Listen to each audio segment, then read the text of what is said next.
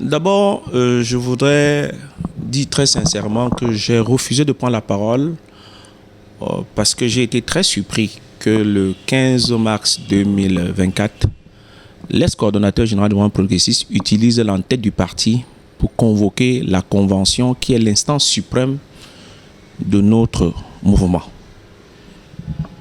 J'ai envoyé des émissaires le voir pour qu'ils reviennent sur cette décision. Il s'est entêté. Et j'ai laissé l'administration faire son travail.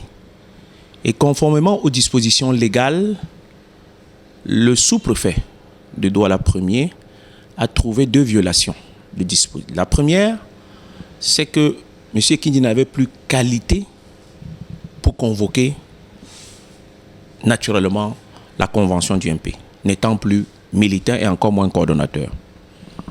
La deuxième, c'est que l'article 3 de la loi qui organisait les partis politiques, à son alinéa 4, interdit tout militant d'appartenir à deux partis politiques à la fois. Et tout le monde sait que M. Kindi est donc militant du RDPC.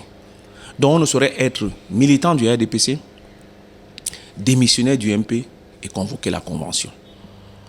Donc le droit a été dit, cette convention a été interdite. À travers de l'opportunité que vous me donnez, je mets en garde toute émission de l'administration dans les partis politiques. Parce qu'il me revient, et c'est ce que insistamment, que dans les services, naturellement, de l'administration, les pressions sont faites sur le sous-préfet pour qu'il revienne sur sa décision. Et donc, par conséquent, il se propose donc de donner une autre date pour cette même convention. Et je ne souhaite pas que l'on porte une accusation mensongère à l'endroit de certains fonctionnaires bien établis qui ont l'honnêteté.